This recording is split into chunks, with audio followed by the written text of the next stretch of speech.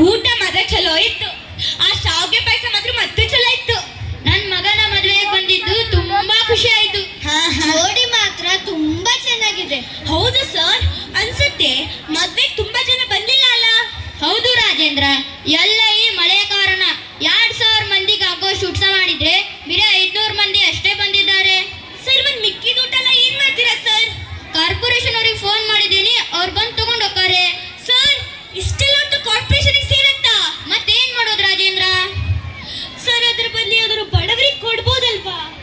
ಅದ್ ಎಲ್ಲಿ ರಾಜೇಂದ್ರ, ನಂಗೆ ಮಾಡಕ್ ಬೇಜಾನ್ ಕೆಲಸ ಅದಾವೆ. ರಮೇಶ, ಅವೇಡ ಕಿಚಿದಾಗ ಅಡಿಗಿಡಪ್ಪ. ಸ್ವಾಮಿ, ಮಕ್ಕಳಿಗೆ ಸ್ವಲ್ಪ ಊಟ ಕೊಡಿ ಸ್ವಾಮಿ.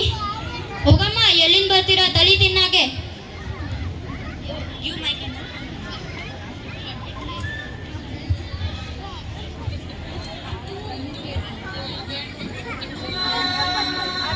ಶ್ವೇತಾ,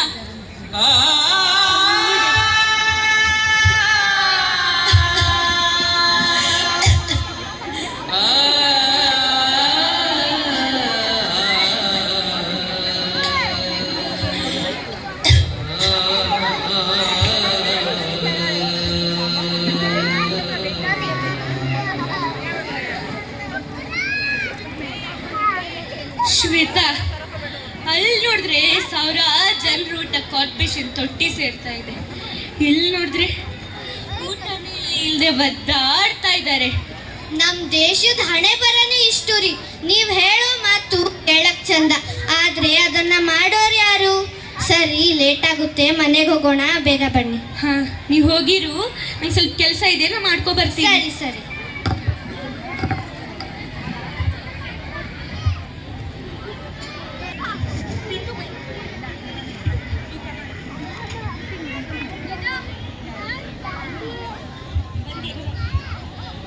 ಓಯ್ ರಾಜೇಂದ್ರ, ಹಾ, ಎಲ್ಲ ಹೊರಟಿದ್ಯೋ? ಬೇಜಾರಲ್ಲಿದೆಯಲ್ಲ? ಮನೆಯಲ್ಲಿ ಏನಾದ್ರೂ ಗಲಾಟೆ ಆಗಿದ್ಯಾ? ಹಾಗೇನಿಲ್ಲ ಕಣು. ಇವತ್ತೊಂದು ಮದ್ವೆ ಊಟಕ್ಕೆ ಹೋಗಿದ್ದೆ.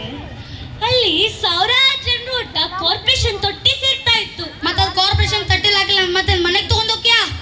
ಹಾಗಲ್ಲ ಕಣು, ಅಲ್ಲಿ ಎಷ್ಟೆಲ್ಲ ಜನರು ಬಡವರು ಊಟ ಇಲ್ಲದೆ ಒದ್ದಾಡ್ತಾ ಇರ್ತಾರಲ್ವಾ? ಅದನ್ನ ತಲೆ ಮೇಲೆ ಕಟ್ಕೊಂಡು ಹೊಟ್ಟೆಗಿಲ್ದವ್ರು ಬನ್ನಿ ಅಂತ ಅಂತೀಯನು? ಯಾರಂತಾರೋ ಬಿಡ್ತಾರೋ, ಆ ಕೆಲಸ ನಾನೇ ಮಾಡ್ಬೇಕಂತ ಅನ್ಕೊಂಡಿದ್ದೀನಿ. ಅಯ್ಯೋ, ಈಗ ನೀವು ಹೋಟೆಲಿಗೆ ಹೋಗಿ ಅಮ್ಮ ಅಮ್ಮ ಎಷ್ಟ ಊಟ ಮಿಕ್ಕಿದ್ರೆ ಕೊಡು ಅಂತ ಭಿಕ್ಷೆ ಬೇಡ್ತೀಯನು? ಇಲ್ಲ ನೋಡಿ, 4 ಜನರ ಹೊಟ್ಟೆ ತುಂಬತ್ತೆ ಅಂದ್ರೆ ನಾ ಭಿಕ್ಷೆ ಬೇಡಕ್ಕಾದ್ರೂ ರೆಡಿ. ಆಯ್ತನೋ, ನಿಂಗೆ ನಾ ಅನ್ನೋದೊಂದಿನಿ, ಏನಾದ್ರು ಮಾಡಿ ಸಾಯ್. ನೋಡಿದ್ರೆ ಅಲ್ಲಿ 4 ಕೆಟ್ಟ ಮಾತು ಮಾತಾಡಿ ಅಂದ್ರೆ ನಾ ಮಾತಾಡ್ತೀನಿ ಅಂತ ಕೈ ಎತ್ತುತ್ತಾರೆ. ಅದೇ 4 ಒಳ್ಳೆ ಮಾತು ಮಾತಾಡಿದ್ರೆ ಎಲ್ಲಾದ್ರೂ ಹೋಗಿ ಸಾಯೋ ಅಂತಾರೆ. ನಮ್ಮ ದೇಶದ ಹಣೆ ಬರನೇ ಇಷ್ಟು.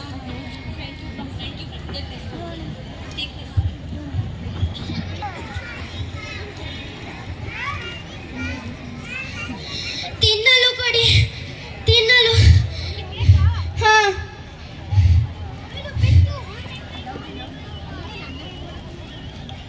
ಅರೆ ಬಿತ್ತು, ಈಗ ತಿಂತೀಯಾ? ಹಾ, ಈಗ ತಿಂತೀಯಾ? ಹಾ. ಈಗ ತಿಂತೀಯಾ? ಎಂತ ಮನುಷ್ಯ ಕಂಡ್ರಿ ನೀವು? ಮಾನವೀಯತೆ ಸ್ವಲ್ಪಾರು ಇದೆಯಾ? ನೀವು ತಿಂದೆ ಅದನ್ನ ತುಳಿದು ಎಸಿತೀರಲ್ರಿ. ಸಾರಿ ಅಂಕಲ್, ಈಗಿನ ಮಾಡೋದಿಲ್ಲ ಅಂಕಲ್. ಹೋಗು, ಬಾ ಅಮ್ಮ, ನಾ ಕೊಡಿಸ್ತೀನಿ ನಿನಗೆ.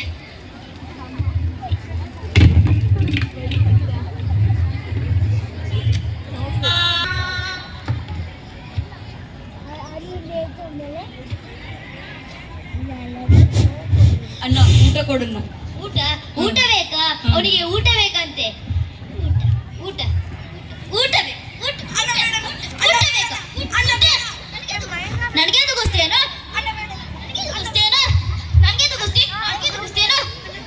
ನನಗೆ ತಗೋಸ್ತೇನೋ? ಹೋಗಿಲ್ಲ.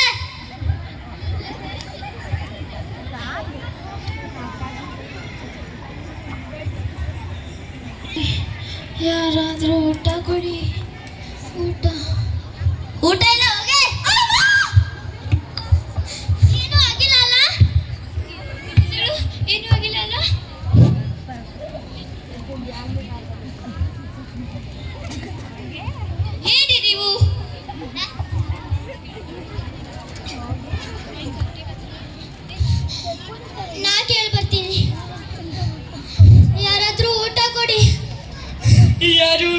ಹೋಗಿ ಹೋಗಿ. ಊಟ ಇಲ್ಲಿ ಏನು ಊಟ ಇಲ್ಲ, ಹೋಗಿ ಹೋಗಿ.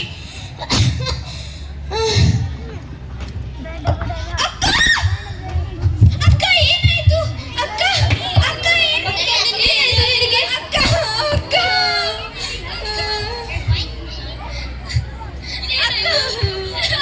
ಏನಾಯ್ತು ನಿನಗೆ ಅಕ್ಕ ಅಕ್ಕ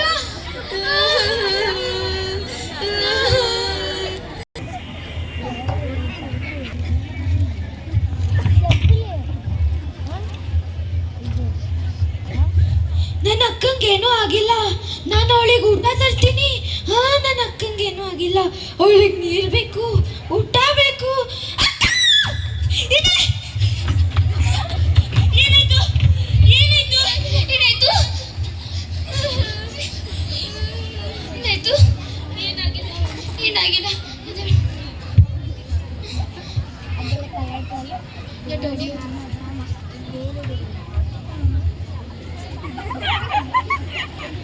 ಏನಾಯ್ತು ನಿನಗೆ?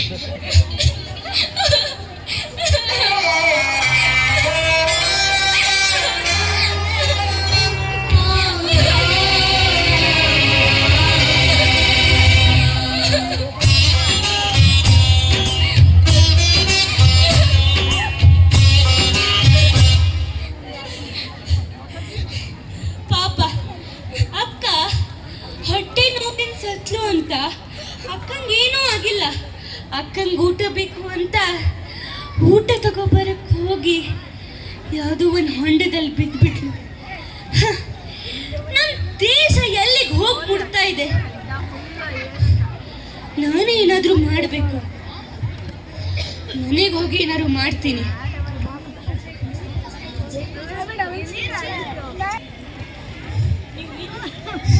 ನೀರು ತಗೊಬಂದ್ಯಾ?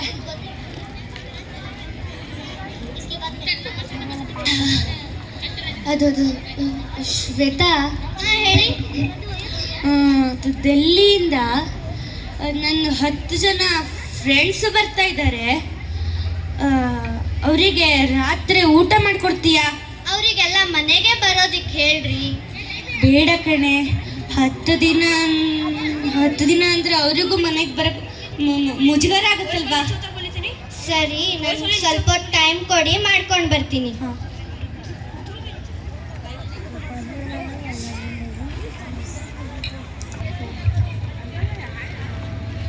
ಶ್ವೇತಾ, ಆಯ್ತೇನಮ್ಮ? ಹಾ, ಆಯ್ತು ರೀ. ಬೇಗ ಬಾರಮ್ಮ. ಹಾ, ಈಗಲೇ ಕೊಟ್ಟು ಬರ್ತೀನಿ. ಸರಿ, ಬೇಗ ಬನ್ನಿ. ಫ್ರೆಂಡ್ಸ್ ಸಿಕ್ಕಿದ್ರ ಅಂತ ಮಾತಾಡ್ತಾ ಕೂತ್ಕೋಬೇಡಿ. ಹಾ.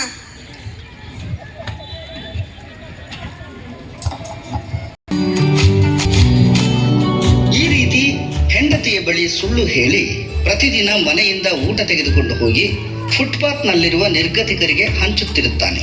9 ದಿನಗಳವರೆಗೆ ಈ ವಿಷಯ ಹೆಂಡತಿಗೆ ಗೊತ್ತಾಗುವುದಿಲ್ಲ. ಆದರೆ ಒಂದು ದಿನ ಹೆಂಡತಿಗೆ ಪರಿಚಯಸ್ಥರ ಫೋನ್ ಕಾಲೊಂದು ಬರುತ್ತದೆ. ಹಲೋ, ಹೇಗಿದೆಯೇ? ಆರಾಮಿದೀನಿಯೇ. ಏನು ಮನೆಯಲ್ಲಿ ಫಂಕ್ಷನ್ ಜೋರಾ? ಫಂಕ್ಷನ್? ಏನ್ ಫಂಕ್ಷನ್ ಇಲ್ವಲ್ಲ. ನಿನ್ನ ಮನೆಯವರು ಫುಟ್ಪಾತಿನಲ್ಲಿ ಊಟ ಹಂಚುತ್ತಿದ್ರಲ್ಲ? ಹೌದಾ? ಇವಾಗ ತಾನೇ ಅವ್ರ ಫ್ರೆಂಡ್ಸ್ ಮನೆಗೆ ಹೋದ್ರು. ನೀನೇನಾದ್ರೂ ಕನ್ಫ್ಯೂಸ್ ಆಗಿರ್ಬೋದು ನೋಡು.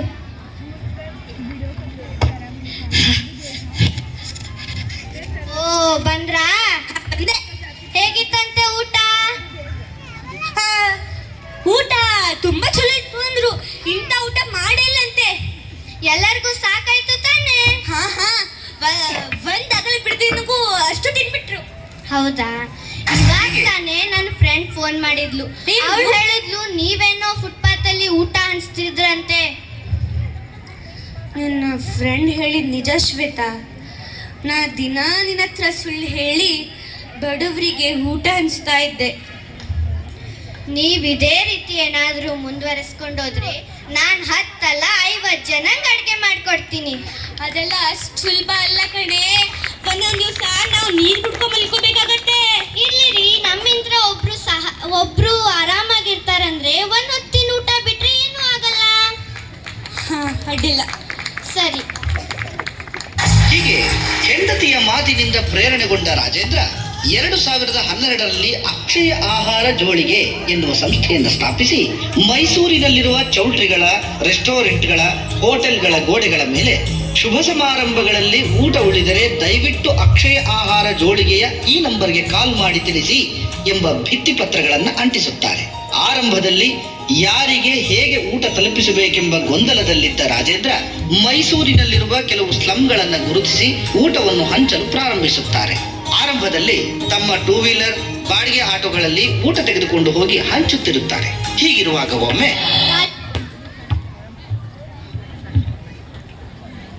ರಾಜೇಂದ್ರ ಸರ್, ಯಾರು? ಸರ್, ನನ್ನ ಹೆಸರು ಶಿವಪ್ರಸಾದ್. ನಾನು ಕನಕಪುರಿಂದ ಬಂದಿದ್ದೇನೆ. ನನಗೆ ಒಂದು ಮಗು ದತ್ತಕ್ ಬೇಕಾಗಿತ್ತು ಸರ್. ನೀವು ರಾಂಗ್ ಅಡ್ರೆಸ್ಸಿಗೆ ಬಂದಿರ್ಬೋದು. ನಾವು ಮದುವೆಗಳಲ್ಲಿ, ಮುಂಚಿಗಳಲ್ಲಿ ಉಳಿಯೋ ಊಟನ ಬಡವರಿಗೆ ಕೊಡೋ ಕೆಲಸ ಮಾಡ್ತೀವಿ.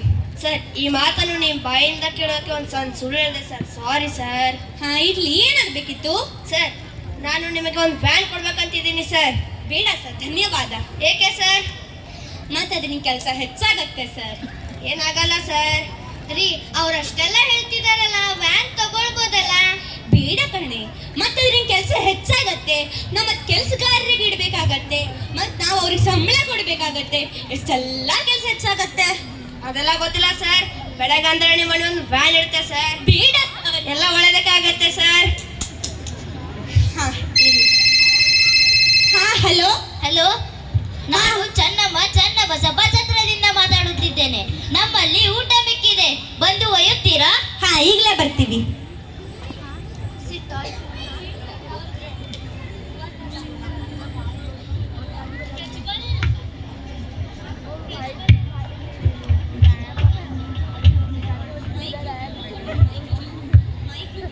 ಪತ್ರಿಕೆಯಲ್ಲಿಟ್ಟೆ,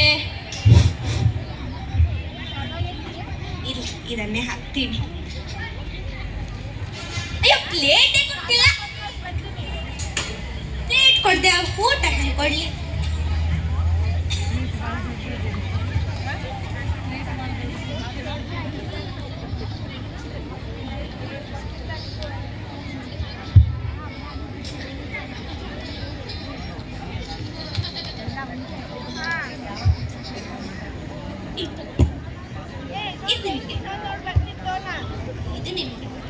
ಅಂಕಲ್, ಮೊನ್ನೆ ಕೊಟ್ಟಿದ್ದ ಸ್ವೀಟ್ ತುಂಬಾ ಚೆನ್ನಾಗಿತ್ತು. ಹೌದಾ ಪುಟ್ಟಿ? ಹೌದು ಅಂಕಲ್, ನೀವು ನಿನ್ನೆ ಯಾಕೆ ಬಂದಿಲ್ಲ? ನಿನ್ನೆ ಸ್ವಲ್ಪ ಕೆಲಸ ಇತ್ತು ಪುಟ್ಟಿ. ಹೌದು, ನಾಳೆ ಬರ್ತೀರಾ ಅಂಕಲ್? ನಾಳೆ ಖಂಡಿತ ಬರ್ತೀನಿ. ನೀನು ಹೇಳಿದ್ದಕ್ಕೆ ನಿನ್ನೊಂದು ಇಡ್ಲಿ. ಯಾವ ತಾಯಿ ಹುಟ್ಟಿದ ಮಗ ನೀನು, ಸುಖವಾಗಿರು. ಧನ್ಯವಾದ ಅಜ್ಜಿ.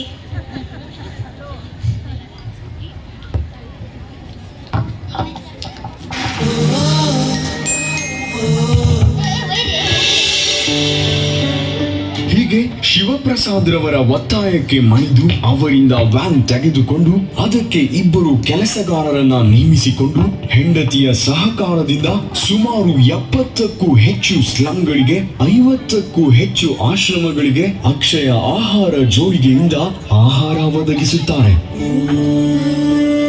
ಕೇಂದ್ರ ಸರ್ಕಾರದ ಉದ್ಯೋಗಿಯಾಗಿರುವ ರಾಜೇಂದ್ರ ತಮ್ಮ ಕೆಲಸದ ಒತ್ತಡದ ನಡುವೆಯೂ ಹಸಿದವರಿಗೆ ಅನ್ನ ಹಂಚುವ ಮಹತ್ ಕಾರ್ಯವನ್ನು ನಿರಂತರವಾಗಿ ಮಾಡುತ್ತಿದ್ದಾರೆ. ಪ್ರತಿದಿನ ಸುಮಾರು 2,000ಕ್ಕೂ ಹೆಚ್ಚು ಜನರ ಹಸಿವನ್ನು ನೀಗಿಸುತ್ತಿದ್ದಾರೆ.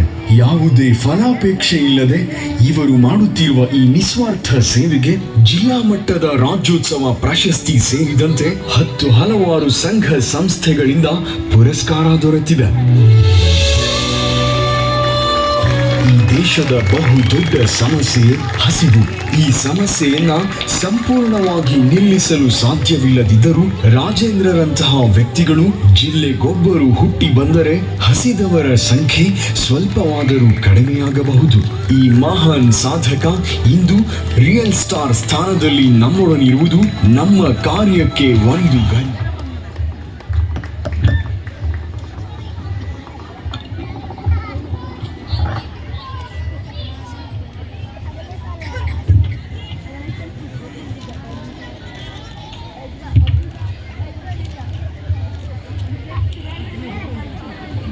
ಕಿರುನಾಟಕದ ಮೂಲಕ ದಾಂಡೇಲಿ ಜನತೆಗೆ ಸಂದೇಶವೇನೆಂದರೆ, ನಿಮ್ಮ ಮನೆಯಲ್ಲಿ ಏನಾದರೂ ಕಾರ್ಯಕ್ರಮ, ಮದುವೆ, ಮುಂಜಿ ಅಥವಾ ಉಪನಯನ ಏನಾದರೂ ಕಾರ್ಯಕ್ರಮ ನಡೀತಪ್ಪ, ಅಡುಗೆ ಮಾಡುತ್ತೀರಿ, ಏನಾದರೂ ಹೆಚ್ಚು ಉಳಿದರೆ ಅದನ್ನು ಎಸೆಯಬೇಡಿ, ಅನಾಥಾಶ್ರಮಕ್ಕೋ ವೃದ್ಧಾಶ್ರಮಕ್ಕೋ ಅಥವಾ ಬಡವರಿಗೆ ಕೊಡಿ ಎಂದು ಹೇಳುತ್ತಾ ನಮ್ಮ ಈ ನಾಟಕ ಅನ್ನದಾನ ಮಹಾದಾನ ಮುಗಿಸುತ್ತಿದ್ದೇವೆ.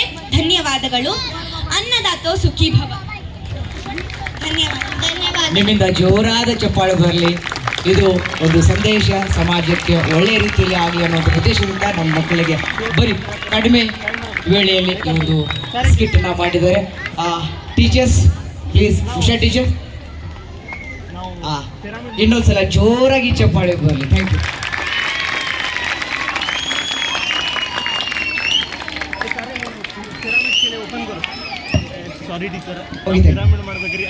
Thank you, dear Atharva and group.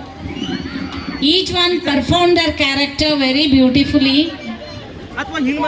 Thank you for the good message.